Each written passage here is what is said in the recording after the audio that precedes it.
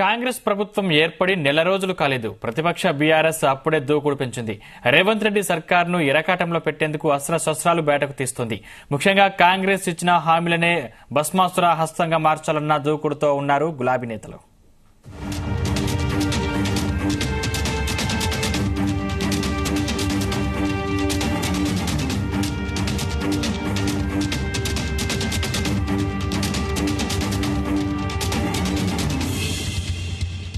Telangana assembly ఎన్నికల ముందు అప్పుడు అధికారంలో ఉన్న బీఆర్ఎస్ కాంగ్రెస్ పార్టీలు పోటాపోటీగా హామీల వర్షం కురిపించాయి. హస్తం పార్టీ అయితే 6 గ్యారంటీలతో ఓటర్లను ఆకర్షించే ప్రయత్నం చేసింది. 42 పేజీల మేనిఫెస్టో విడుదల చేసి జాబ్ క్యాలెండర్ హామీ, పెన్షన్లు పెంపు, రుణమాఫీ, రైతు భరోసా లాంటి హామీలతో ప్రజలను తమ వైపు తిప్పుకునే ప్రయత్నం చేసింది.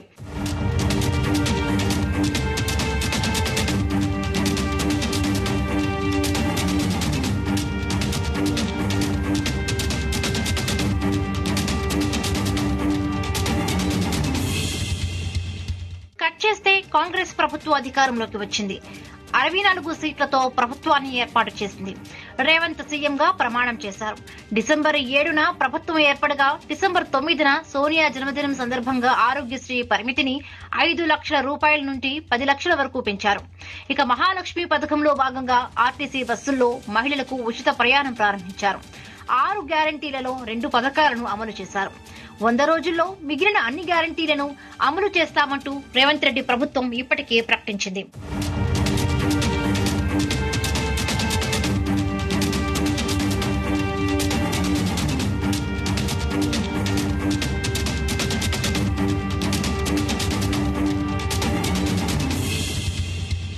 ప్రభుత్వం ఏర్పడి నెల రోజులు కాకముందే ప్రతిపక్ష బీఆర్ఎస్ దూకుడు పెంచింది. గ్యారంటీల అమలుపై ప్రభుత్వాన్ని నిలదీసే ప్రయత్నం చేసింది. గవర్నర్ ప్రసంగంపైన పెదవి విరిచిన గులాబీ పార్టీ నేతలు గ్యారంటీల అమలుపై తమిళసై తన ప్రసంగంలో క్లారిటీ ఇవ్వలేదని ఆక్షేపించారు. అసెంబ్లీలోనూ బయట రేవంత్ సర్కారును ఇరకాటంలో పెట్టేందుకు బీఆర్ఎస్ నాయకులు విమర్శన అస్త్రాలు సంధిస్తూ ఉన్నారు. ముఖ్యంగా పథకాలు అమలు ఎప్పుడంటూ పదే పదే నిలదీస్తూ ఉన్నారు.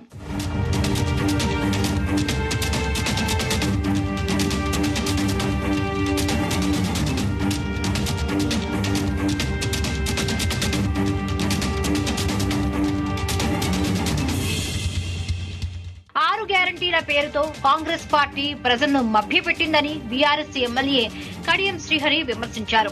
ప్రజలను మోసం చేయడం కాంగ్రెస్ కు వెన్నతో పెట్టిన విద్య అని ఎద్దేవా చేశారు. కాంగ్రెస్ యూత్ డిక్లరేషన్ లో నిరుద్యోగ భృతి ఇస్తామని మాట మార్చారని మండిపడ్డారు. నిరుద్యోగ భృతి ఇవ్వడం లేదని అసెంబ్లీలో ఆర్థిక మంత్రి ప్రకటించారన్నారు. 2 లక్షల రుణం తీసుకోవాలని ఎన్నికల ప్రచారంలో రేవంత్ ధాన్యానికి మద్దతు ధరతో పాటు 500 రూపాయలు బోనస్ ఇస్తామని అన్నారని గుర్తు చేశారు. అయితే ఈ హామీలపై కాంగ్రెస్ మాట తప్పిందని విమర్శలు గుప్పించారు.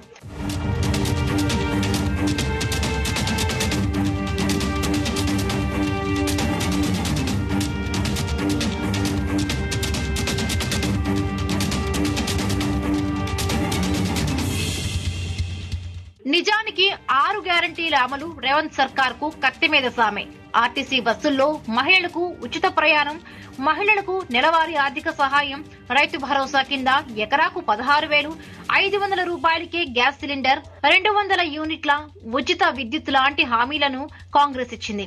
ఇప్పటికే ఉన్న పథకాలతో పాటు కొత్తగా ఇచ్చిన హామీలను అమలు చేసేందుకు కాంగ్రెస్ కు ఏటా 1.2 లక్షల కోట్లు ఖర్చు చేయాల్సి ఉంటుంది. కాంగ్రెస్ ఇచ్చిన 6 గ్యారంటీల అమలు కోసమే ఏటా 68,652 కోట్లు అవసరమని తెలుస్తోంది. ఇక రైతులకు 2 లక్షల రుణమాఫీ కోసం 20,000 కోట్లు కావాలి.